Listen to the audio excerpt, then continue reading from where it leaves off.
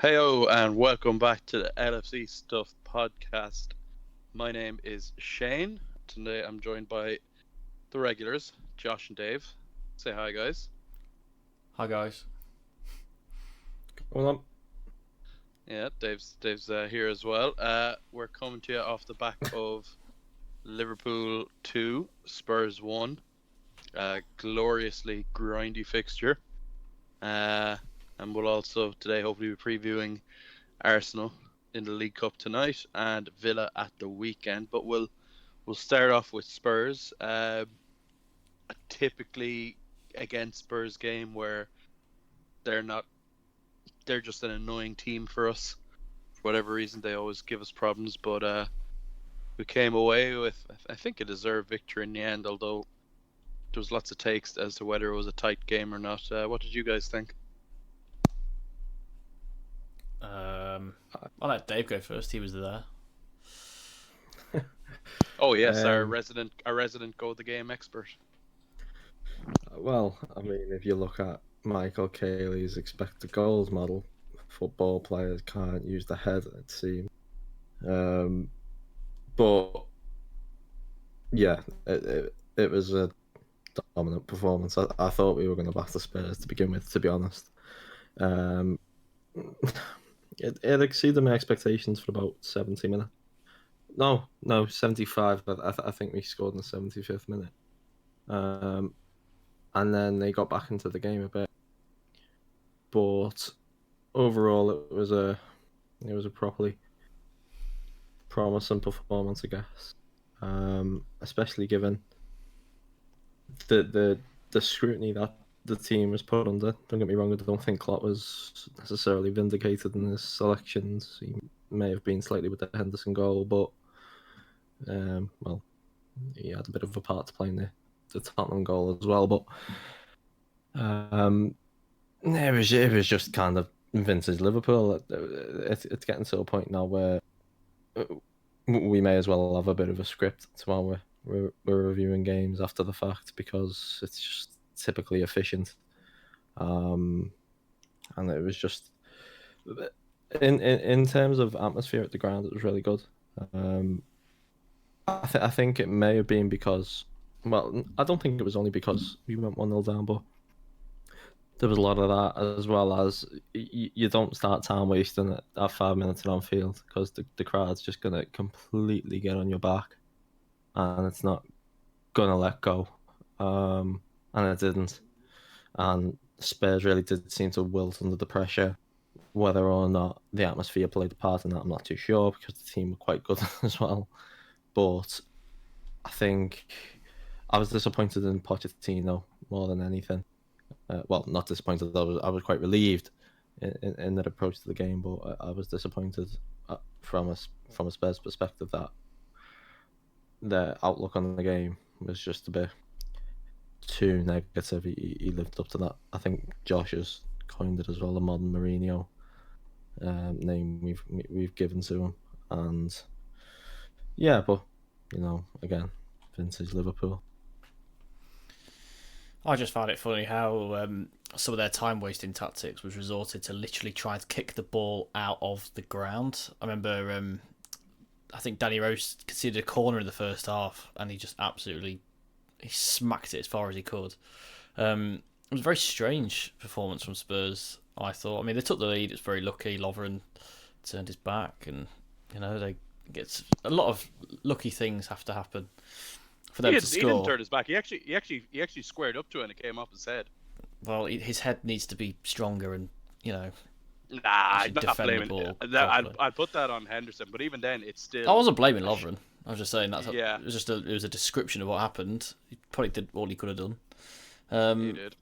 And then as soon as they went 1-0 up, it was just every time they got the ball, they just booted it away as far as they could. If they played through us, they probably could have gone 2-0 up.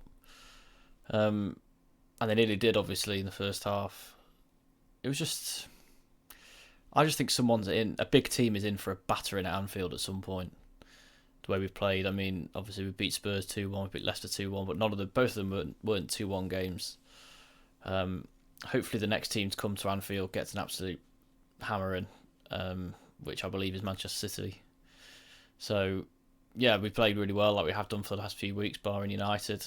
We need to do it again. Less so against Arsenal, but we definitely need to do it again against Villa, where we'll probably be potentially without Fabinho. So, yeah, great performance, great result, deserved. Move on to the next one. Yeah, it was. Well, I suppose that to go through the run of events, so Spurs score in less than a minute. Henderson kind of dawdles on the ball in midfield. He gets it nicked off him. Sissoko, before the game, I had been talking to Spurs. You mentioned Michael Cayley. I was actually talking to him and James York. He's stats bomb. So two analytics guys. I was actually because all the Spurs fans were like, "Fuck, Winks and Sissoko midfield," and they were like, they're all losing. And I was kind of wondering like, why? What's the big deal with them? And they were like, well, they've absolutely no resistance to a press. And I was like, well, Winks is kind of not bad. Like, he has okay feet for an English midfielder. Like, he's like kind of if I'm being generous, I'd say he's like a Xavi light. And I was like, Sissoko can sometimes dribble. And they were like, no, they're both terrible against the press. And I was like, surely they're not worse than Henderson. They were like, no, yeah, they are. And I was like, I don't know about that. But immediately Henderson gets the ball nicked off him from behind. And it's Sissoko who actually dribbles past two people and sets Son away, or whoever played Son through for the chance anyway. But yeah, it was kind of after that was kind of a freak goal, like the nice finish by Kane, who always seems to score at Anfield, but they said I don't think he's ever won there. And yeah, then you said about Liverpool took control immediately. Michael Cox said a really good tweet on it. He said the shot count. He said goals change games is possibly the least useful football saying, but it's true. Goals change games. The shot count in Sunday's game, while the score was 0-0, was 2-0 to Spurs. Then Spurs go 1-0 up, and Liverpool have 13 shots to Spurs 3. Then at 1-1, Liverpool have another 7 shots. Spurs only have 1. And then after Liverpool scored the second, Liverpool didn't have another shot, and Spurs had 5. So it was a weird thing where whoever was supposed to be attacking did, and the other team would sit back immediately. But yeah, Liverpool I think they're really, really good in the first half. Don't know how they didn't score. Gazaniga put up like a dozen saves or something, and he should probably be their first choice as well, looking at him. But we say Spurs didn't offer much. They did still. Son does miss an open goal against us as well at 1-0, which turned out to be a pretty big moment, because from then Henderson had slight redemption in the second half. He wasn't good at all in the first, but then he gets the goal. Obviously, that was his first in Anfield for 4 years, incredibly. And then I thought he was just kind of better as well. I thought the whole team was, but he redeemed himself a little bit. But like you said, Dave, this is just Liverpool now. We picked a good time to start a podcast when Liverpool just win all the time. And you say like the crowd getting up, or like the crowd get on Spurs, but the team never ever loses their head, do they? They're always so calm, and they assure, like, they know what they're doing. They just know to work it out wide through the fullbacks, and then if you try and, as I said, like, you thought Pochettino was disappointing. Solskjaer actually gave Liverpool a better look with United, with the wing backs going out to press the fullbacks, whereas Spurs are just like, let their, the fullbacks are the least dangerous players on all opposition teams, so let's just let them have it. Oh wait, Alexander-Arnold is the most creative player in Europe. Maybe it's not a good idea to give him all that space, and Liverpool just did what they wanted him. It's not like they didn't have the capabilities to do that either. I mean, they have Vertonghen on the bench as well. I mean, they could have easily switched to a 3 at the back. They've done it at Anfield multiple times. Well, I'm sure they did. Didn't they do it last year? I think we were killing them with switches constantly, and they adapted to it at half time last year. Yeah, and the second, well, they actually switched. It was weird what they did. They switched nominally from a 3 at the back, put Vertonghen left back. I think they switched to back 4, didn't they? Yeah. Yeah. Vertonghen went left back. Rose went like left midfield, and for whatever reason, it worked for them in possession, allowed them to like take control and start to create chances. One thing I did like, and it was a bit of a, well, it was short lived. It was when Gomez came off on the bench, off the bench, and we moved Trent a bit forward now. I don't think that'll work in general. It worked a bit more because Tottenham were a lot more open and there was a lot of space in behind. But that could definitely be a bit of a weapon when we are holding on to a lead and teams are opening up like that. If we can bring Gomez on, put him right back, move Trent up, and exploit that space left in behind, because not that we did get it in behind, but there was a couple of times that there were near misses, and Trent's obviously. No, we don't really need to go into Trent's passing range on either foot. We can do it all really. I was saying I was excited to see him, even though he was on a yellow and you didn't want anyone running at him, and he does actually lose Danny Rose for what was Spurs' last good chance. But yeah, it is exciting to think that when we're being penned, or when we sit, because it is kind of, we do sit back, but he's not having to pump it from his own third. We can actually use him on counters properly. It's kind of exciting to see us maybe use that more in the future. Well, I mean, there's always that intelligence that we've got. I mean, people were mentioning about Son's chance, and I think people are more disappointed because of how two-footed Son can tend to be. But at the end of the day, regardless of whether or not you're good on your weak foot, you've still got a weaker foot, and he's got pushed onto his weaker side. He's slightly off balance. He's going away from goal. He hasn't got a view of goal. I don't know. You could probably begrudge a professional footballer for missing that, but definitely in the moment, I went kind of wondering how on earth he's missed it. You can kind of understand and sympathise with it. Obviously, it was probably as good a chance as anyone did get in the game, bar the penalty, of course. Well, mind you, Kane's as well. But I think it goes back to that cleverness that you were talking about. I mean, even Rose's quote unquote chance, he still gets pushed inside onto his right foot away from goal, and that's why he kind of falls over as well when he is taking a shot. When we are conceding shots, we're conceding low value shots, and not just low value shots, but we're making sure that the opposition aren't really getting away with anything that can work into their favour. I mean, especially with the goal as well. There's not much that we could have done about the goal. As you said, it's hit Lovren on the head. It's a bit of a fluke. It's at the post, and it fell right to Kane in the middle of the box with an open goal. There's not much you can do. You've just got to write it off. I thought Henderson's defending for it was pretty poor. He overcommitted, and it allowed Son to go onto his right foot. If he just held him up because Trent was holding him up pretty nicely, Henderson almost made it just two people trying to go for the same tackle, and it was just like, no, all you had to do was just stop him going onto his right foot. So I don't think he defended that pretty well at all. He was just a shambles for the whole goal, to be honest. He was. But the actual the Kane header you can't do anything about. Yeah, but even the initial shot, though, it literally hits Lovren on the head. It's just that it hits the post and goes straight to Kane. I mean, if it goes out, obviously we're not talking about it because it's not a goal, but it's not. I just think we could have won the ball back before a shot was even taken, to be honest. It's like right, but it happened.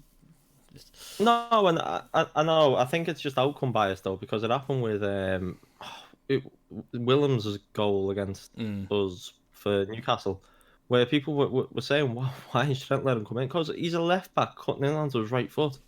Like, who on earth was expecting Jetro Willems to pull that out the back? Like, what? You want him to get to the byline and get a crossing potentially? Settle for less of the two evils. If he scores, well done. It happens.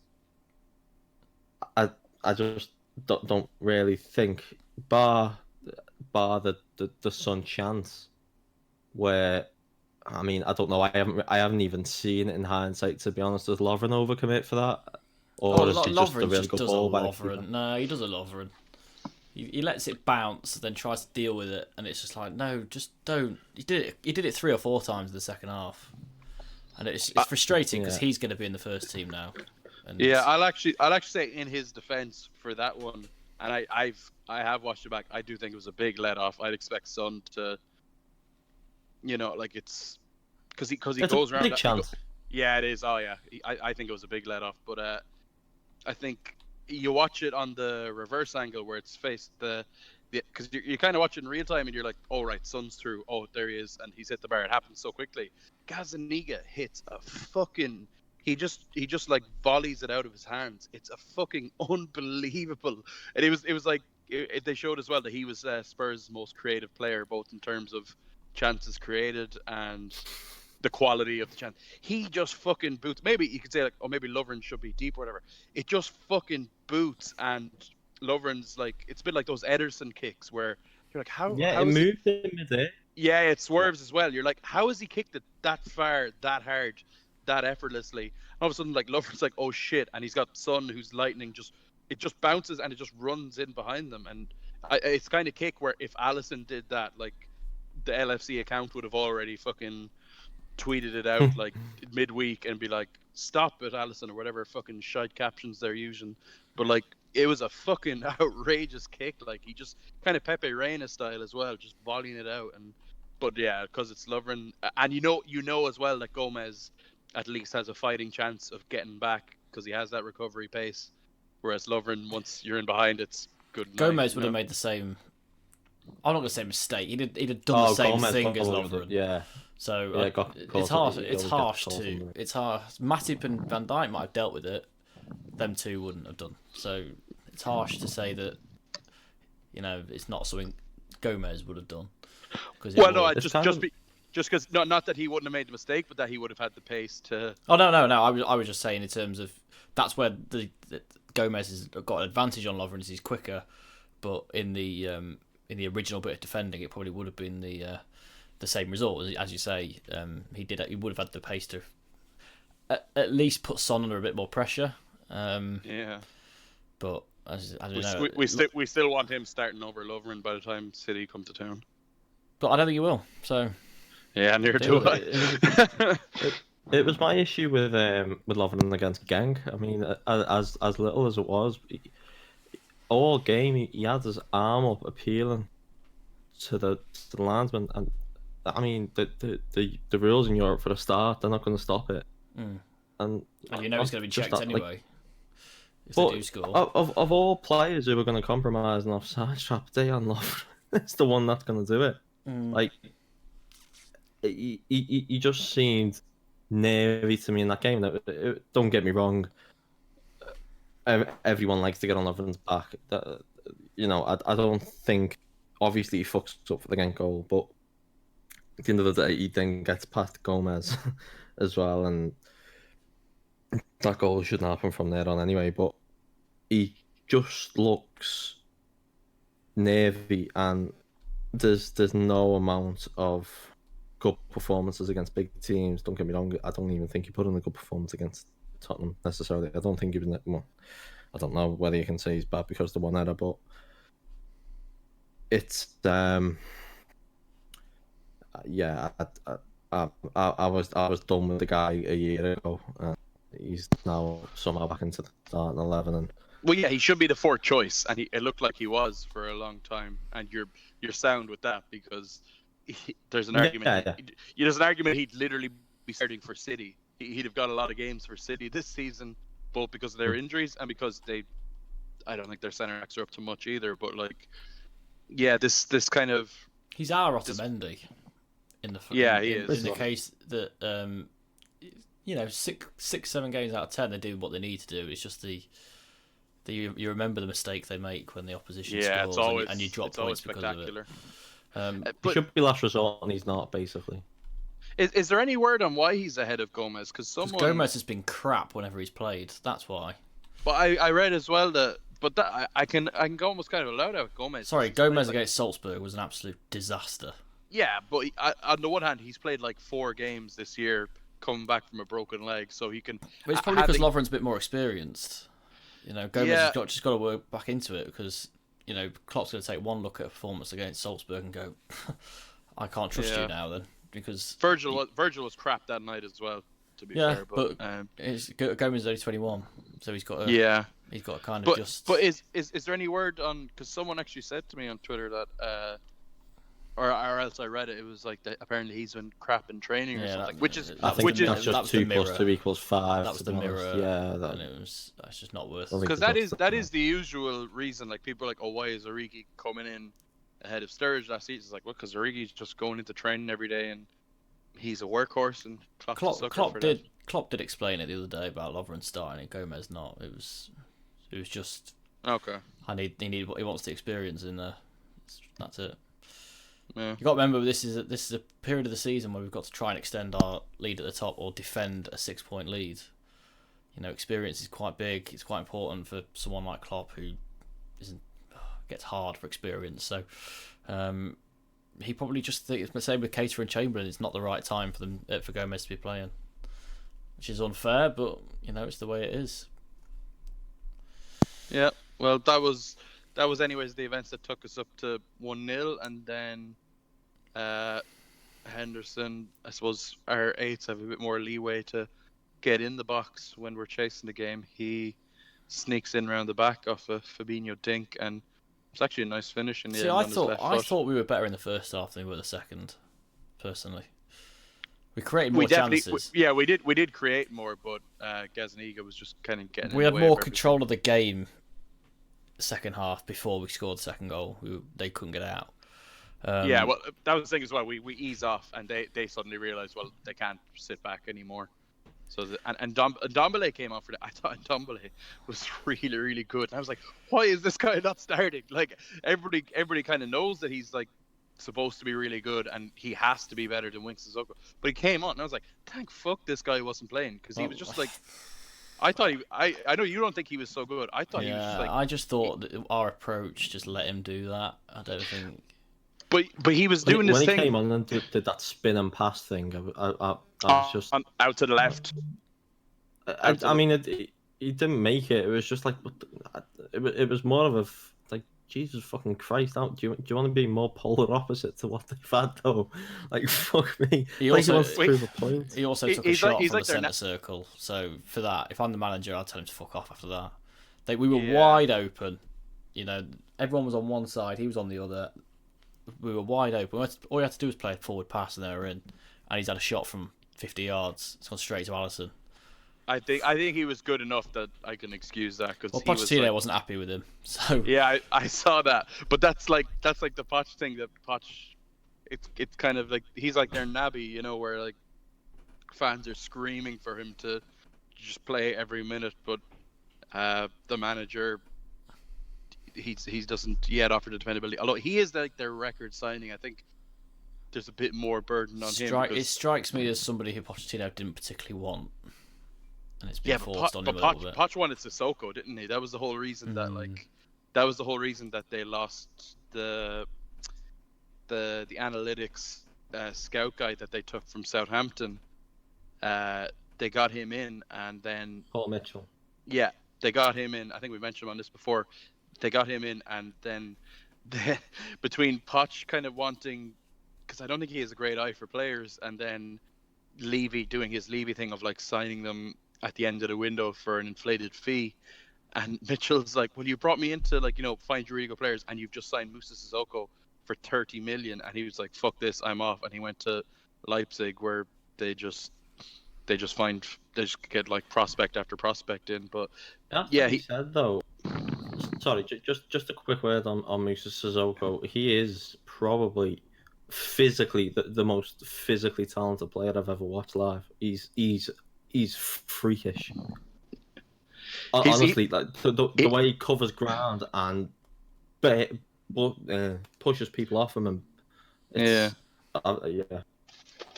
Well, are you old enough? It's like the laziest comparison imaginable, but he's basically like Momo Sissoko, where he's like very tall, long, leggy, strong. Like he's not technically great, and he's probably technically better than Momo, because like sometimes I watch Momo Sissoko play and he couldn't pass the ball 5 yards, but he could just fucking. Michael Ballack's first game in England just fucking battered the shit out of him. Ballack, you can see Ballack being really shook. He's like, what the fuck? This isn't football, you know? He just had Momo Sissoko like just a unit basically, and someone they're not Wanyama, where they're kind of slower. They're properly mobile as well. You know, they can get around. There's no physical weakness there whatsoever. They can just do everything. Genie's a bit like that, but he doesn't have he probably doesn't have the size or the long legs. But yeah, he's kind of belatedly come good for them, Sissoko. But you're saying that Poch didn't want Dembele. Like, I wouldn't trust Poch's eye when it comes to players at all. He's very much Mourinho on the pitch and Rodgers in the market, and it's just like, what a horrible, That's why horrible combination to have. Would you really be right? Because the team Poch walked into at Spurs needed nurturing. He nurtured it. It's turned into a very good team. He's done a fantastic job there. Nobody's taken that away. However, if you look at the amount of work United's squad needs, if they get him, meet his demands of signing his players and whatnot, I don't think he'll change. He won't change the course. are you that bothered? No. Yeah, are you that? You could hard? actually see the potential of that Spurs team when he came in, and you could see there was a path. Yeah, exactly. There was a pathway for them. The big thing I would have an issue with is that, yeah, he's been there 5 years, but he's let this rot almost settle in. I mean, I've looked at Spurs the last 18 months. I've not been impressed by them. I wasn't impressed with them last season. How many games did they lose? 13 Premier League games last season? The way he's dealt with all of the players that have ran down the contracts and wanted out has been poor, probably in hindsight, because it's led to the position that they're in now. Yeah, I think he's a bit complicit in what's happened. By all accounts, his methods aren't particularly. They're quite one-dimensional. So, you know, they get through to you first time round and they're all right for a couple of years. But when you're doing the same thing over and over again, it's like, right, okay, change the record. He's the happy, clappy motivator that everyone thinks Klopp is, whereas Klopp is actually pretty underrated. That's the thing. Well, I would say if Klopp was in charge of... If Klopp was doing the same job as Pochettino right now, would Tottenham have collapsed like they have done? And I don't think they would have done. Personally. I mean, they would have built a better squad. Well, yeah, I've heard people comparing Pochettino at Spurs to Klopp at Dortmund, but I think Spurs have had far more scope to be able to make additions to the squad. Also, and whatnot. The Klopp at Dortmund thing's is an outlier because first half of the season they were injury ravaged because it was a World Cup year and all the players got injured at the World Cup and he couldn't play them, and then his other players got injured as well, and they were still statistically the second best team in Germany by a long way. They couldn't finish that. Unlucky. They had a Liverpool 2011-2012 season. And I think Zorc took a lot of flack for that season because his signings were terrible. You know, you look at the likes of Adrian Ramos at the top of your head. It was just awful. And it was Mkhitaryan was one, wasn't he? And then he was amazing for Tuchel the next season. Well, Mkhitaryan hated the style of play at Klopp. Big fraud. So, that Mkhitaryan season is really... Speaking of outliers, outliers, fucking hell. Yeah, so can we go on to the other bit of North London? I'm fed up of talking about Spurs. You want to jump there already? Yeah. No, we've had to talk about Spurs so much. We had the Champions League final, we had after the Champions League final, now we had last week, and now we've got this week. Now we can get on to Granit Xhaka. Yay! Who unfortunately won't play tonight, which is strange. I saw Emery asked him to apologise. He refused. No, it was the other way around, I think, wasn't it? Yeah, I don't think they've kind of made. Xhaka wanted to apologise, and Emery said no. I don't know. I'm not too sure, but something. I've seen that he's had to see somebody regarding a mental toll that's taken on him now, which is pretty grim. But I mean, I guess we can move on to the Xhaka situation. I mean, what do you guys think? Do you think he was right in what he did? I don't think he was right, but I also don't think he was wrong. because Arsenal fans are massive I don't blame bellends. him. Yeah, I don't blame him. I don't blame. I don't think he blame. should have done it, but I can see why Oh he no, did it. no, like I, yeah, I think Josh summed it up pretty well. To be honest, Arsenal fans do have a tendency of being massive bellends to their players, and I think it goes to show why Liverpool, for example, put so much emphasis on not just scouting a player in terms of football ability, but personality as well. I'm not Yeah. saying that Arsenal players are, by any stretch of the imagination, bad people or anything. It's more they talk a lot. Arsenal players talk a lot, and they're so extroverted. I mean, Hector Bellerin, as great as I think he is as a person, as a footballer, he, You see it in Ox, don't you? Since Ox yeah, stands out from the Liverpool players with his kind yeah, of not arrogance, but like he's he's kind of extroverted. kind of an extrovert. Yeah. He's not afraid to banter it up and all this. Not afraid to give it the big one. But yeah, and I think that is a big theme in Arsenal's squad. I mean, Ozil used to be the same. Obviously, you used to have Ox as well. Ox is similar. You had Welbeck, and you've got various other, and obviously Jacques has had to. I mean, Liverpool players have done it as well. Where Liverpool players have had to block. I think, to be fair, I think it's only Lovren who's had to kind of lock the comments on stuff. But regardless, Well, it's not acceptable.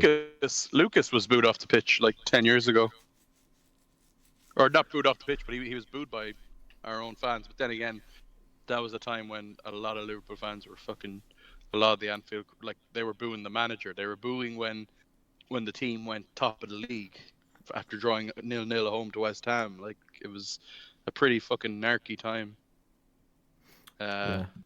But But, with Arsenal, I mean, it's the whole Arsenal fan TV and the yeah, Wenger out thing for years. Like they've got like they've got a weirder thing going on, and I didn't blame Shaq. There was some other Liverpool player I remember who he was getting shit in the game, and he told the crowd to fuck off. I can't remember who it was.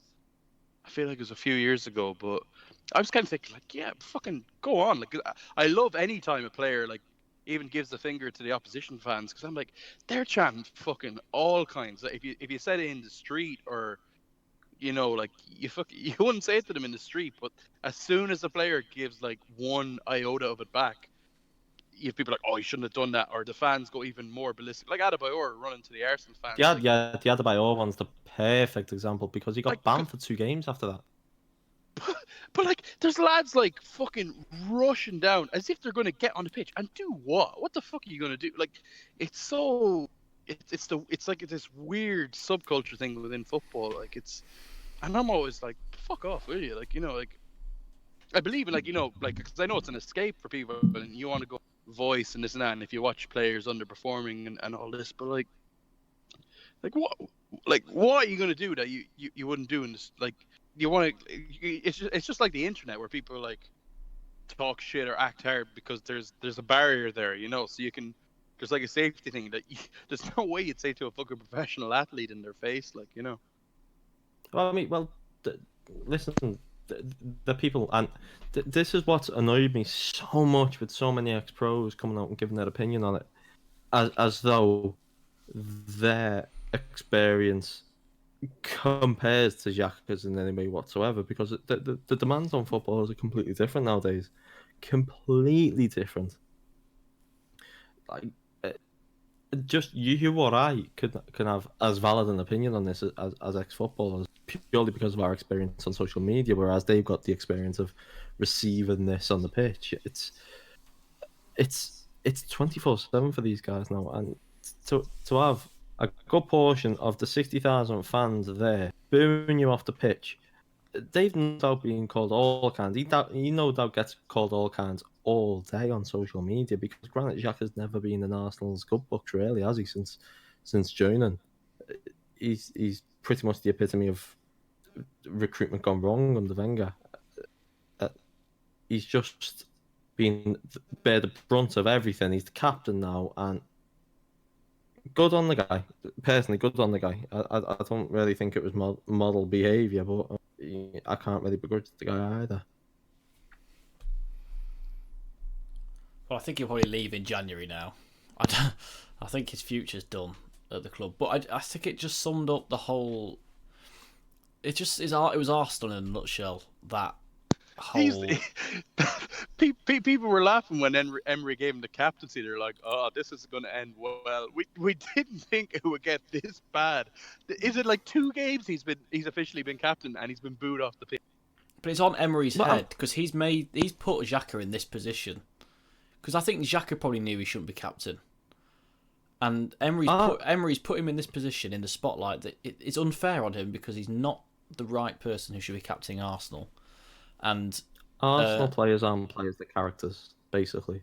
Yeah, I think Emery's complicit in the whole thing, and he's got no control over his own team half the time. Never mind the club. Yeah. And if you had respect for the manager, you probably wouldn't be booing off the player. But there is no respect for anyone at that club, and it's a horrible thing to see. Watching what is traditionally a really big, great club that has this apathy. It's just apathy. So it reminds me of us under Hodgson. There was just so much apathy towards everybody at the club.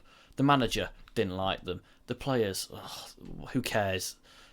Even the owners, it's like they don't particularly like the owners. It's just the whole club's gone down this one street where.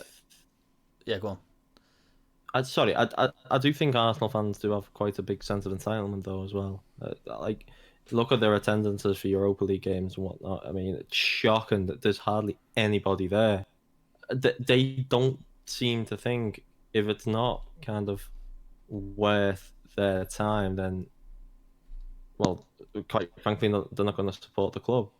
Hard to blame them with the ticket prices, though. Don't they have the most expensive tickets in the whole yeah, country? But they've got cup games included. Like, Liverpool season tickets will probably be more. Like, all their home cup games are included in their season ticket prices, which is why they're so inflated. Yeah, but so all they have to do is show up. It's not like they have to lodge into an auto cup scheme, which I haven't this season. Well, weren't attendances always down for like Liverpool's Europa games before, like, say, Klopp? Yeah, but not that bad. You can see visible patches in the lower tiers. Like, I think the worst I've seen it is ironically in that photo that I'm in the I think it was against Sion. No, I don't think it was against Sion. It was in the League Cup actually. I think it was the Oldham game. Carlisle. Carlisle, that was the one, and it was really, really cold. But there was apathy. That was apathy as well, though, because so many people were fed up with Rodgers. That was peak apathy. Rodgers had overstayed, and FSG were still, the jury was still out on them, and because they'd been 3 or 4 years of just. I mean, it was in the old main stand. That's how long ago it was. Yeah, but that's what I'm saying. If there's a one vision, or respect or unity in the club, you're not going to get these either empty seats or booing the players off the pitch and these sorts of things, because you can at least respect the people, what they're doing. It's just there's no unity at Arsenal. There's no I can't see what direction they're heading in that's positive. I mean, they won they lost the Europa League final. You could think that is something you could build on, and then they came out at afterwards. There was an interview, I think, with, I can't remember who it was, but in the Arsenal board, and they said, we changed our whole transfer strategy after the Europa League final. It's like, what? Why? Why would you change your strategy based on if you won a game or not? If you've got a strategy in place, you stick with it. Well, that might have been a bit of a misquote, though, because they might have changed, say, the plans for the summer, given that they wouldn't have had as much revenue. Yeah, and I can see the Champions League football as well. And then they spent. I remember thinking they were shit broke, and then they pulled. They must have taken out a loan for Pepe, and it's not going very well. Oh, they did. They did it. I mean, don't get me wrong. Football transfers, bar release clauses, aren't tend to be kind of all up front, but that Pepe deal is structured like a club that is a bit broke. It's all installments as far as I saw. Bankrupting your club to sign the Ivorian Charlie Adam. Oh, he's going well, isn't he? What do you guys think? Do you think Arsenal are going to set up strong tonight, or? No, I think it's going to be like the Europa League team. So you'll Yeah, have you might have who's that? Martinelli. Yeah, Martinelli. They'll have Willock. But Martinelli looks quite good. Emery's such a Yeah. weirdo. Emery's such a weirdo because he doesn't, for some reason, he doesn't have Torreira and Ceballos starting every single league game. So He's using the excuse that Klopp uses for Fabinho is that he needs time for with Danny Ceballos, who's on a He's on a loan. 12-month deal. Yeah. It's ridiculous. The whole thing. Emery's got to go. I thought he was an okay appointment. He wasn't like really excited. Who are they going to get though? Mourinho. Well, Arteta was originally, it wasn't Arteta was the other one. It was him, and they went for the safe option in Emery rather than the exciting one. Well, apparently It Mourinho wants the job. Apparently, That's so They- funny. Arsenal interviewed fans HR. are like, we can't take him. could you imagine Arsene Wenger's legacy being? He's going to Mourinho, sit his in arch Arsene nemesis. Wenger's. He's going to sit in Arsene Wenger's chair In the and stadium he's that gonna he send built. him he's going to send him a selfie. He's going to send Wenger a selfie of him and his. It's like To be fair, with Wenger and his Mourinho tend girlfriend. to get on quite well now. They've Yeah, been they're pundits on amazing games. mates now. Even Um, still, though, just yeah. I think They Arsenal are will the- win tonight, personally. But that's because of the team think we're they are. playing. Not because they're any good. Well, should we Sorry. predict the Liverpool 11 then, or we know some of them? We know most of it. I think it's just going to be Jones or Elliott. I think that's the question. Ireland's. Yeah, We'll go through it for those not in the know. Only because you want to say who's in goal. Yeah, Queeveen Kelleher is in goal. There's talk it's going to be a guy I didn't hear of until Monday, Neco Williams. Nico Williams. He's is it Nico? I think it's Nico, yeah. Yeah, they should probably spell it correctly, shouldn't they? Unless it's Welsh, in which case Celtic solidarity and all that. Gomez and Van der Berg, we're going to get a look at the world's largest child playing centre back for Liverpool.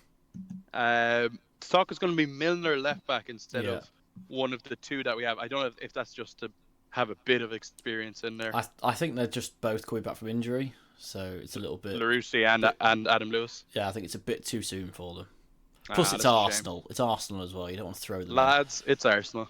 And then in the midfield will hopefully be. Hopefully.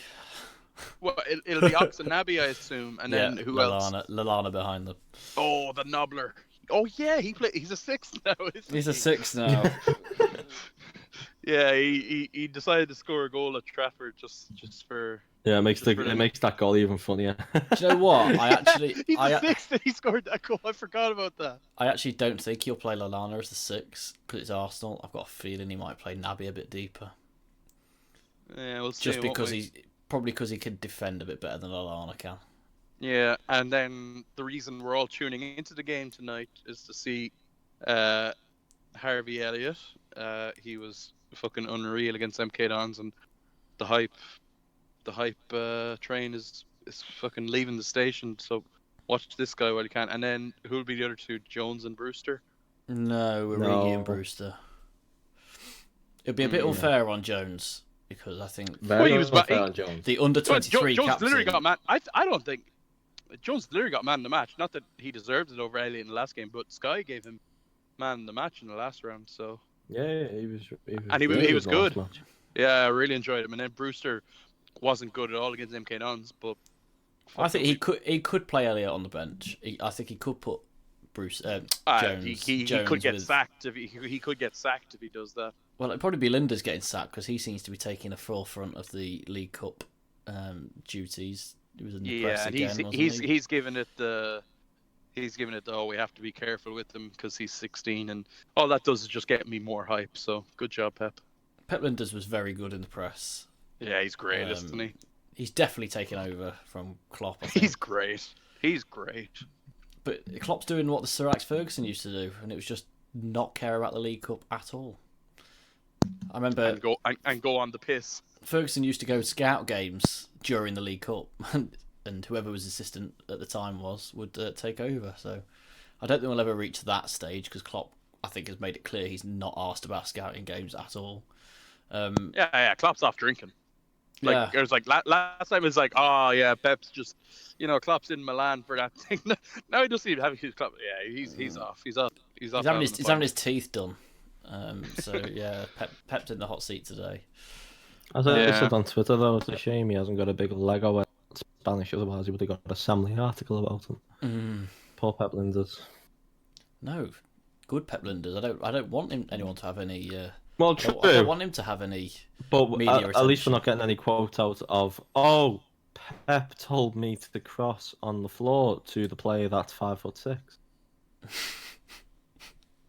Oh, talking about City. Did you see how strong their starting 11 was yesterday? Oh, he always does this and then he cries. Aguero and Jesus played 90 minutes.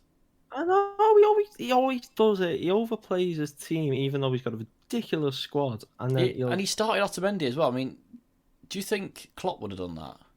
He started one of his only... We didn't do it against Wolves, did he? Last season. We had, Fabinho and Hervé. Fucking Wijnaldum there or something. Yeah. So... Like... I can't wait until they have no fit defenders in 2 weeks at Anfield. But the thing with City's injuries, right, is it's utterly bizarre to me that as soon as Liverpool experienced any signs of an injury crisis, what was it, 18 months ago? It was, Klopp's just running his players into the ground. Oh, we did this at Dortmund, as though Pep hasn't got the exact same track record at City, at Bayern. And to be honest, I can't really remember Barcelona, but he was literally falling out with medical staff left, right, and centre. But what I would say about Klopp's injuries tend to be very either impact or like knees and things that aren't really done through hard running. Only when he first took over. It was when he first took over we had loads of muscle injuries. But that seems to happen It was a jump, wasn't it, from the fitness standards? That seems to happen with teams. But I mean, the simple case with Pep is that his teams abuse performance-enhancing drugs. He literally used them as a player. He was banned for doing them, I think, and then there was talk. There's the whole Doctor. What the fuck's he called? No, the German one. Kugat, no. Is it? Oh, yeah, Kugat, yeah. Like the one he sends them to for fucking horse in the arse just or something. Fuck off to Barcelona every couple of days. Yeah, and then like the whole thing with the Bayern doctors, wasn't it like he changed the whole medical course, and like I'm probably reaching again, but allegedly that was because he wanted to push He wanted it his way. he wanted to push the ethics of medical science, like, he was in Germany, the home of eugenics, so he was like, yeah, let's get this show going again. But the actual case was that Bayern Munich have a doctor and a specific place in Bavaria that they send their players to, and Pep wasn't too happy to the point I think he actually started blaming their treatment. Well, he turned around and had a go. He fell out with the fitness coach as well. He turned around and had a go at the doctor on the bench because Ribery got injured. Yes. Ribery got injured or something, and he'd been out with a hamstring injury, and he just rushed him back, and he pulled his hamstring again, and he turned around and blamed the medical staff on the bench. It's like, no, why didn't you put more EPO in his body? Yeah. But yeah, the whole team resigned then, didn't they? No, I think they were pushed. No, it was that doctor. It was Muller Wolfhard, his name is. Oh, I think there was it was a massive thing. Anyways, I remember at the time, as massive as something can be in the irrelevance that is Germany. But I think Pep wanted to sack them, and Bayern said no. They're our team, not yours. A byproduct of PEDs though is literally muscle injuries though, because the PEDs will act on your muscles, but they won't act on what holds the muscles. So that would be tendon injuries then, wouldn't it, and ligaments? Sorry, yes, it would. No, you know what I mean. Look, we've made a big Yeah. mistake making this a medical podcast, to be honest, because No, but none of us know what we're talking about here. There's someone studying medicine listening to this. Oh. Right, their Head in their head hands. buried in their... Oh. no. What are they on about? If you listen to this podcast right now, right, Google Paulo Costa. He's a UFC fighter. He's the most blatant abuser of PEDs I've ever seen in my life, and he has just torn his bicep, and he is out for 8 months. That man is the most blatant user of PEDs, and it's an obvious byproduct of it. And yeah, well, anyway, we've come to the conclusion anyway that Manchester City Pep is bold. going to win the league about 20 times. I think we're going to win the league very comfortably because I think they're going to implode over Christmas. I hope they do. I really hope they do. But then again, I don't want to. I want to win the league in like a big close fight and we edge them out. Oh, shut the fuck up! I just think it'd be very anticlimactic if we won by 20 points. It's like, is this what it feels like? 30-year beggars can't be choosers. I'll take it. I'll take it on a technicality. Yeah. I'll take it on them being thrown out of the league for the past 5 years, and we actually win 2 from 2013, 14. I mean, if we can just do that purely because apparently they don't care about the European Cup, so it's the only thing that they're competing for. Mm. Imagine if we won both and the World Cup. Oh my god! I might actually stop supporting us because it won't ever get better than that. Well, that's what we all said after Madrid, but here we are. No, but we always wanted to win the league, though. At least we still got something. I think I have actually made an announcement like that on the podcast, but I forget what it was. I think it was if we win the league. That's it. I feel like we say it after every big game. If it's United or City, we're like, if we lose, we're not coming back. No, I'm thinking if we lose, if we beat Villa, that's enough for me. so because they play the same time as us this week. It's the first game this season where we've played at the same time. I think City and Liverpool. Yeah, that's a good segue as any. We've Villa at the weekend. They're interesting in that it's this weird thing with promoted teams where the team who comes up as champions do really badly, like Norwich are, where they literally can't defend, and then the playoff team are doing really well. Now Sheffield United are doing pretty well too. But any thoughts on Villa? So I think Jack Grealish is going to be out, which is a massive blow for them. I watched them against City, and for 45 minutes and 20 seconds, they played really well until Tyrone Mings lost an aerial battle to Gabriel Jesus very much in Lovren/Gomez circumstances, and then they fell apart. But yeah, for the first half against Man City, they had the better chances and they played well. They've looked all right this season. I don't think they've looked like world beaters. I mean, they beat the Ev, which isn't difficult. Who else have they won against? They've picked up a few decent results, but I can't see any other result than us beating them quite comfortably. Like Burnley. Do you want to beat Burnley 3-0? And everyone was thinking, it's going to be such a tough game. And it's just like, no, it wasn't really. And yeah, I think it'll just be pretty comfortable. It all hinges, do we play Fabinho with the whole yellow card situation? Is that way? Do you put Wijnaldum as the 6 and rest Fabinho? Because obviously if he gets a yellow card against Villa, he misses the City game. So I'd rest him. Even just to give him a wee rest. I think he needs a rest anyway. Yeah. No. The Nobler. If Lallana was playing Saturday, he'd not be playing tonight. But he could finally go back to his midfield of Henderson, Wijnaldum, Milner. Well, hopefully one of Naby. I think you'll see hopefully Naby, one of Naby or Ox get a go, and then have we Ghent or Genk, whichever one next the following next Wednesday. Yeah, we have them the following Tuesday. Is it Tuesday? I think it's Tuesday. Yeah, so that is really good that we play on Tuesday because we have City on Sunday, I think. So it's a nice rest, nice break because City play Wednesday. It's a shame City don't have to go all the way to Ukraine. Yeah, they are colluding against us against City. There is a conspiracy against Man City.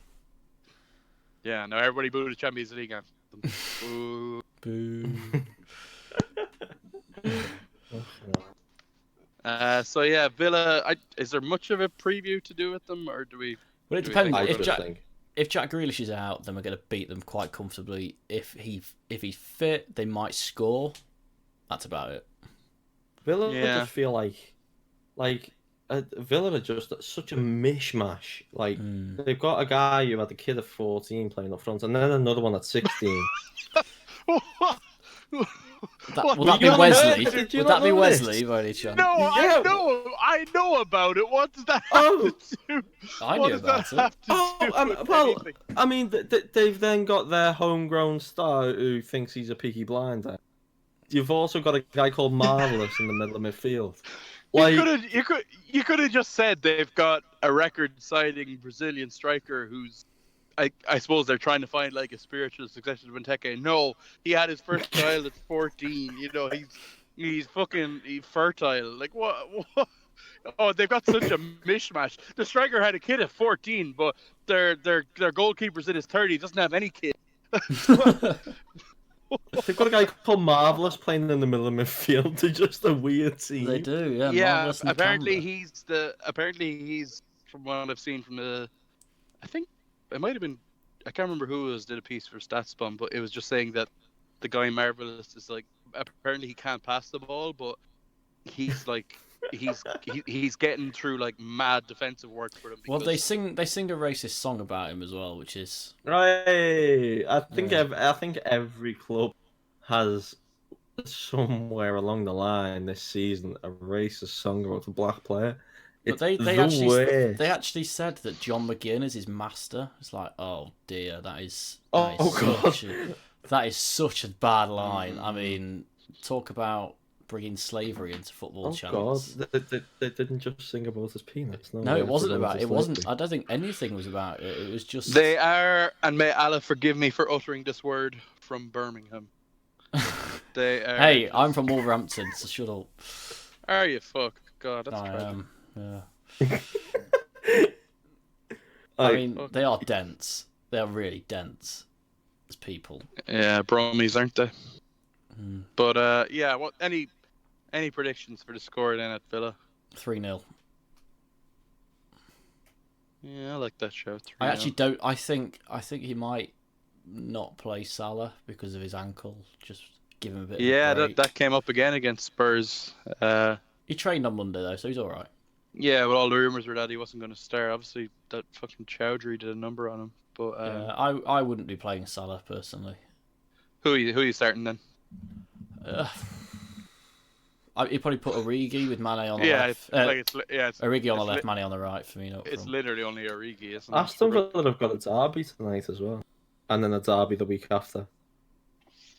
Are they playing Birmingham tonight? Is this one of those games where they just they get Wolves, haven't they? Yeah, they Oh, play they against played Wolverhampton. Birmingham in the last round or something, didn't they? But it could be one of those games where Dean Smith just goes, "We're probably not going to win anyway, so let's just You're rest going the to be team." supporting your local team for once tonight, Josh.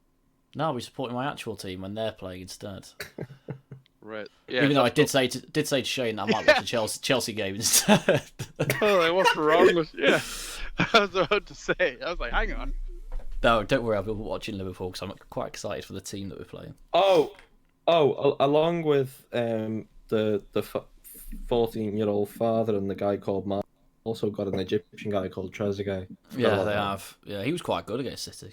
But he's a winger, isn't he?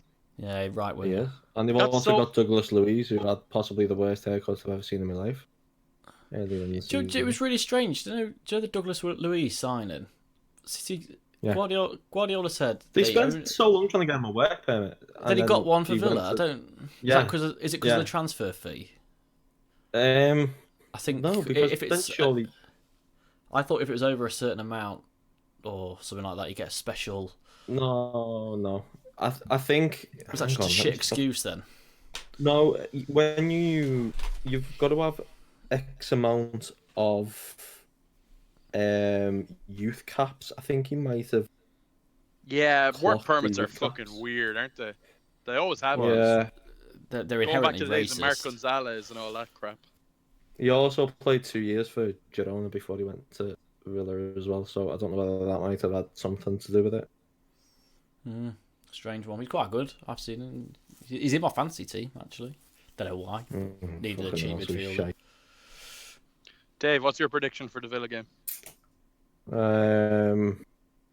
I am predicting a rare blank for Papa Wesley and a 2-0 win. Fair play. And then when we review the game, we'll basically do the same review that we did today, because it's just going to be a carbon copy of same old. Yeah, it Same surely old. can't be. It surely can't be. It surely won't be a tougher game than what Sheffield United gave us. I mean, I just hope it's like the 6-0 a couple of years ago. How good Oh, would that was be? fun. That That was was a when fun. that was when day. Colo fucking scored. neck. Colo scored. Yeah, Origi getting Christian Perslow's sexually their abused. CEO. Oh my god, I hope we fucking twat them.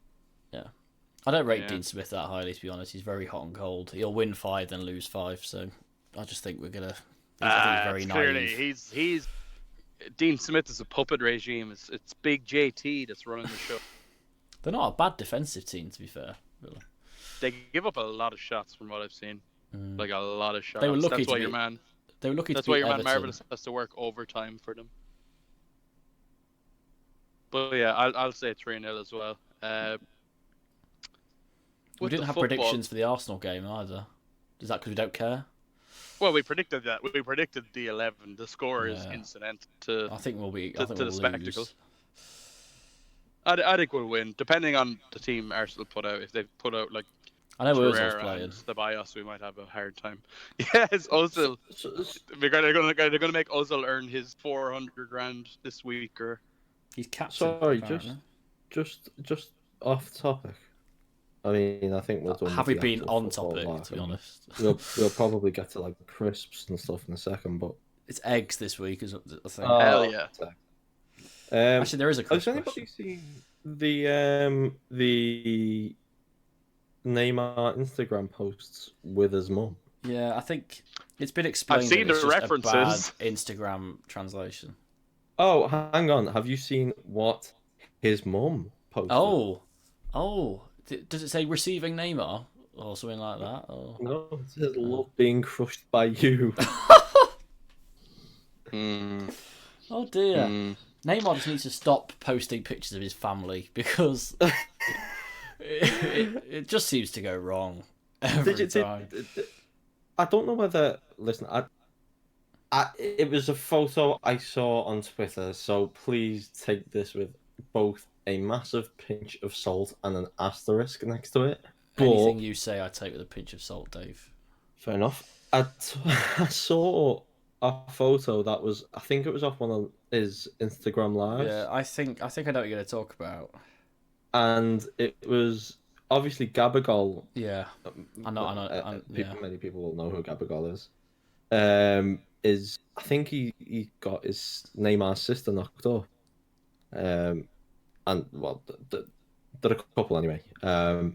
But there's a photo from the Olympics when Neymar played with Gabagol, and he's put a piece of paper over Gabagol's face. How dare And he get only his Gabagol's girlfriend? face? His girlfriend knocked up. I bet you can't believe that she's cheated on him with Gabagol. It's unbelievable.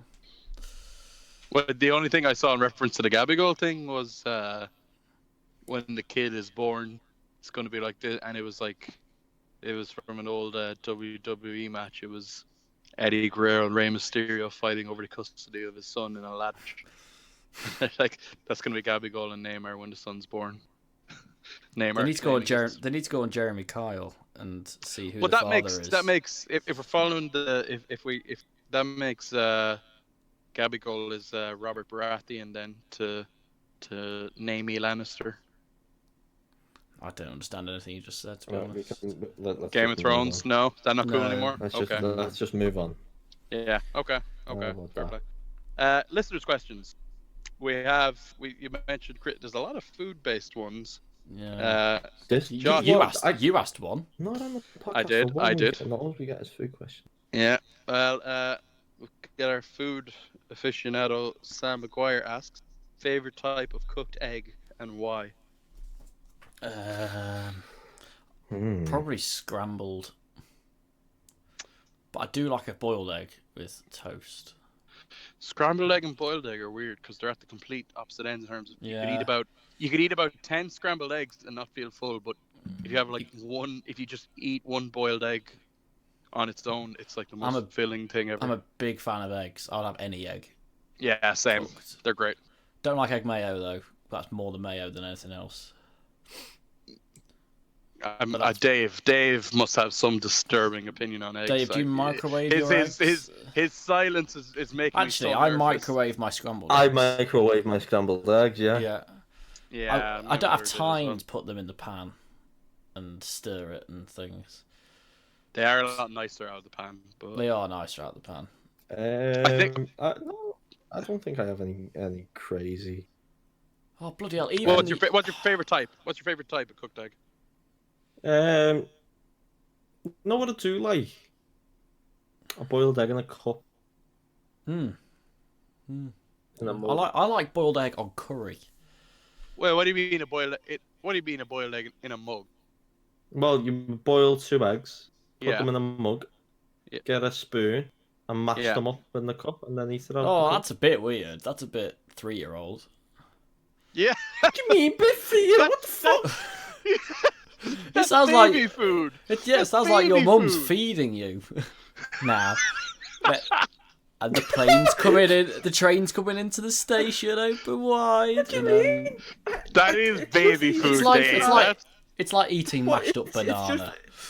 It's a boiled egg. You just mashed it up. I'm not saying it's not nice, but it is like something that like mothers give to babies. Oh, sorry. Just because I eat my fucking boiled eggs with a fucking I eat mine with a spoon. I'm thinking. I was like, here's an opportunity for Dave to show that he has regular, he's a normal person. Regular adult opinions on food. He's like, oh yeah, and then I get me sippy cup as well. Oh dear. Oh dear. My favorite type of cooked egg is a fried egg, and it's because it's nice and versatile. You can put it in lots of things. I just think they're boring. They're not more boring than a boiled egg. No, but boiled eggs are just like they're more fun, aren't they? Because it's like No, More fun. Well, they are whole for egg. Dave when he puts them in his fluorescent mug. See, it's whether you want a hard-boiled egg or a soft-boiled egg. Yeah. See, I'm more of a soft-boiled egg fan. Well, I actually I was eating food flex time. I was having actually the thing I had last night. It's served with a raw egg on top. Oh no. It's Korean food, but it's served raw. But then by the time, because it's like sizzling hot, it just cooks turns itself. it just turns into a fried egg for you, and you're mashing it all up. Oh, you don't mash your eggs as well, do you? Well, it's fucking bibimbap, so it's like rice and beef and shit. Like you mash it all. Oh, up. It's I good. see how it is. Yeah, Oh, you do.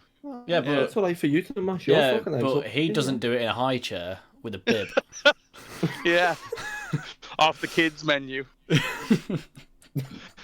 Yeah. Can you imagine he goes into a restaurant and goes, "Yeah, I don't really want any of the specials. Do you do 2 boiled eggs mashed up in a cup?" Oh yes, sir. Yes, we do. It's on it's on the preschool menu, which is just over there, along with the mashed up banana and the few cup of beans or something. Did you guys ever have Liga? Was that a thing? No. Liga. It was like a biscuit. It's like a biscuit for kids. Does it come in a cup? He's got some in the cupboard, but I haven't. Does it come in a cup? He still has baby gravy on his roast. Or I don't even know what baby gravy is. Fucking hell. Well, my dad decided to actually do baby gravy instead of normal gravy when I was a child, and it tasted fucking rank. I'm afraid to ask, so I'll move on to the next question. It's because my brother was a baby at the time. Favorite crisp sandwich combo? Don't eat crisp sandwiches. Sorry. Do you eat crisp sandwiches, David? I do. Yeah. What's your favorite combo if you had to make? It's got to be. No, plain and simple, nice and easy. I forgot. You are a wild man.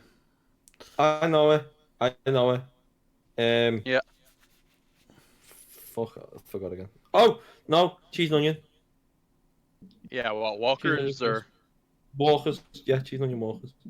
I don't Yeah. mind putting cheese and onion crisps on a cheese sandwich. I quite like that.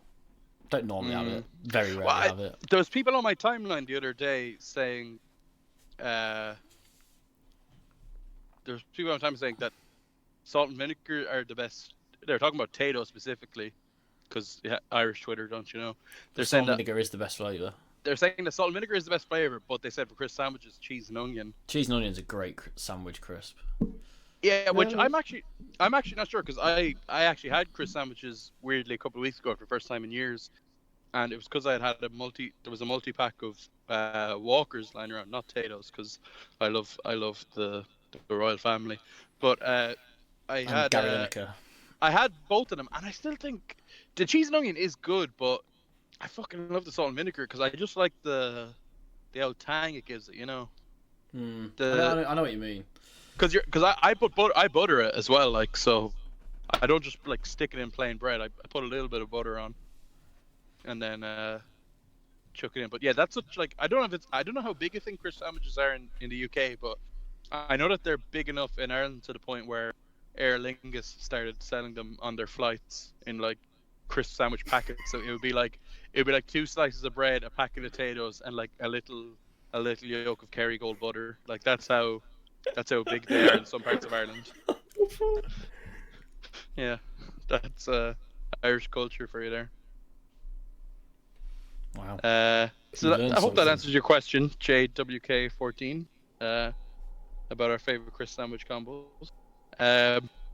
This is technically a football question, but has there been it still says food in it. Yeah, There's still food in it. It ticks the box. You know, our listeners know our brand. Sake. You know? Has there been a more chalk and cheese player like Wijnaldum for club and country? That's from Wahid. No. You must know. Does Lionel Messi know count? some. No. The other way Wayne around? Rooney count? In what way? I don't know. Wayne Rooney's England's record goal scorer, but He's he also- scored, He's what, United's 2 record It's goals? goal also scorer. United's. He scored a lot of goals for both of them. I'm just thinking that Yeah, Lionel but Messi. he scored like 2 goals in competitions though. Yeah, but so's Lionel Messi. That's where I'm making my argument. I don't think he's had anywhere he got to the near. World Cup final. I've got some proper answers for this one. So Maximum like of Wijnaldum, chalk and cheese is kind of more. You could say that they're normally that means good and bad, but he's actually good for both Liverpool and Netherlands. He's just completely different. And I think we've said before that he did used to be exciting genie for Liverpool once upon a time before Klopp reined him in. But for proper chalk and cheese in the other way, like they're crap club footballers, but they're amazing at international. Like for forever, it was like Podolski was the big one for Germany because he had like well over 100 caps and like more than 50 goals, whereas he never really did anything at club level. I don't think. Like even Arsenal might have been one of the highlights of his career, and he was okay for them. And Klose as well for Germany. Yeah, I was as well. about to say Miroslav Klose, but that's only because you said Yeah, because he's the Podolski. all-time World Cup goal scorer. Scored. But he was pretty good for Werder Bremen. Klose. Yeah, but that's it. Like for Werder Bremen, you know, he was never considering he's an all-time great international player. He doesn't have anything near the profile at club level. He was weirdly still good for Lazio, like well into his mid to late 30s. But he's surely the ultimate one. I'm sure there's some other ones as well, but those are the two I always think of. Well, that's question answered, I think. Ronaldo as well.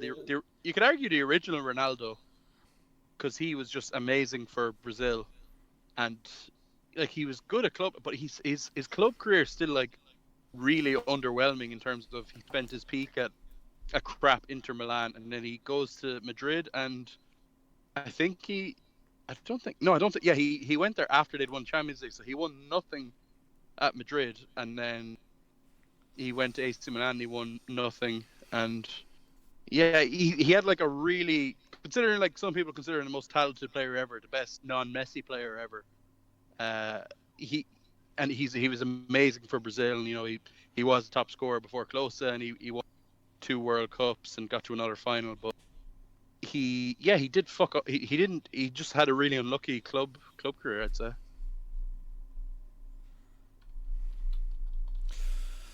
Well, yeah, we happy with that? Yeah, I'll do. All right. It was you that put in the question. You said fire away with any questions. So, because you said you were going to be 15 minutes late recording, I asked you, what did you have for lunch and why was it a Rustlers? It wasn't. Wasn't a Rustlers today. It was that same sort of line though. It was a pucker pie. Man, I've only ever seen You've only ever seen the adverts for them. Yeah, I've only ever seen them on ads at football games. I've seen it at Goodison Park and that's it. Oh, when the pucker pie stand at Bramall Lane. Apart from that, I had a chicken and gravy pie. Jeez. Yeah. Was that the thing that I think it was against Liverpool in the cup. Remember their sub goalkeeper? He like ate a pie. Yeah, Wayne Shaw. On the camera. Don't know why I knew his name. I don't even know if it was a pucker pie, but I just know it was a pie. It was a pasty, I think. It turned out to be a pasty. Right, we have actually got a proper football question. The Wijnaldum one was. No, we've got another one. Okay, yeah, we do. Oh, sorry, yeah, we've one more. Our last one from Jamie Griffin 97. He asks, do you think Brewster's chances have so far been limited because Klopp doesn't actually think he's ready to be part of the first team? Surely he'd be a better choice off the bench than the donkey that is Divock Origi. Now, I nearly expelled this question because of the last sentence. Because of the blasphemy, yeah. Yeah, I mean... I didn't take any pleasure in reading it out. He has been a bit donkey this season. Won us a fucking European Cup. Yeah, but Dave, you were laying into him all of the back end of last season, so you have the two of you said we should sell him. Yeah. No, we should have sold him, but I don't think Ryan Brewster's ever going to be good enough to play for Liverpool. So he also hasn't. Right, this question I think will be better answered next week when he's had another game. If he scores a hat trick tonight, no, fuck it, I'll fucking say it. Okay. Oh, now I really want him to play well. I also don't think Brewster's going to be anything special, but I'll go out on that limb. I have no time for poachers, so. I think he'll be better off the left, Brewster. Origi in the middle. Is Brewster fast? I don't know, but you have got to remember he's just come back from a very serious ankle injury. You could watch the guy all through the Youth World Cup campaign. You can watch him recently for the under-23s, and you would still be asking that question because he just doesn't seem to get on the ball in any capacity. But he definitely didn't against MK Dons. I guarantee you he won't put up more than 20 touches tonight. 25 maybe. Well, it's a good job that you're not going because you're watching Chelsea and Derby games, isn't it? No, don't. Yeah. Look out for Dave's piece on you need to change your Twitter handle to Tamori Stan. Hey, if you're going to stand a player, you might as well stand a good one. He's legit. Well, I profile Gomez, and now I've got to be fair, I feel like a cursed Gomez. I actually rated him for once, and all of a sudden he's dead. You're like the Drake of profiling people. Yeah, so now I've got a curse poor Tomori. But to be fair, I saw more in Gomez than I did Tomori. So yeah, Brewster's chances. Yeah, hopefully we're going to see him tonight. He'll be sold within 2 years, or loaned out to Brentford or something like that. He should have went to Gladbach when he had the opportunity. He would be under Marco Rose and that. He would have far more career prospects. So what do you make then of the big hype he was getting from Klopp? Like even for me, the fact that he was in promotional stuff like for the first team, was that just because he's a bit charismatic, or he had a bit of profile from the Youth World Cup, like because that I was just that think was his like a best thing mates for are me. Chamberlain. Yeah, I know that they had that thing as well, but like, he was in the kit launch. He's been in like loads. Like, like I don't see any other youth player. Maybe I'm just like maybe say, oh, that's ridiculous. But I don't know. I felt like he was even from a Maybe he's branding point just of view. It maybe felt like he was getting a big push. Like maybe he's just propaganda for the rest of the youth team. See, we do want to play youth players. We are just going to sign people. Are only the big kind of, I don't know, on the forefront of media stuff is, well, Harvey Elliott, and he recently called Harry Kane a mong and got banned. So, like, I don't think it's something that the club really want to push, to be honest. All right, well, I'm looking forward to Brewster's hat trick tonight then. Well, if they get through, they give themselves another chance to have a game, which is going to be very important for them and for the club in the future. It's a must-win game tonight, in my opinion. Yeah. I like the League Cup. Shut up, it's a trophy. I just don't want the first team to be playing in it. So you don't like the League Cup? But if you see next season, it's only going to get a place in the Europa Conference League, or whatever it's called, and not the Europa League. Are they actually going ahead with that? Yes. Oh. Yes. I think, man, why can't they just leave things the way they are? I think the League Cup should be like do this shit? The League Cup should be like the Olympics, where the Premier League teams can only play three over 23 players. The Premier League teams shouldn't be in the fucking League Cup. Yeah, to be fair, it should be Championship to League Two. Football League Cup, and it should be just Football League clubs. Nah, that's the league. That's the Football League trophy, Dave. No, it isn't, because the Championship aren't in that. That's what? League One and League Two and Premier League under 23s. Who plays in the Vase? Is there still a Vase? Is that a thing? That's the conference. Yeah. So many pointless competitions. More John trophies. Stones trophy is the silliest of trophies because Championship clubs can't enter it. However, under 23 teams from Premier League clubs, it's a nonsense. It's not the Vanarama one now. No, that's the conference. It's called the Vanarama National League. Oh, wait, the St. Johnston's one, Dave. They've been it's been called that forever, hasn't it? No, it's not. It's called the EFL Trophy. It's called the leasing.com trophy now. It's the what?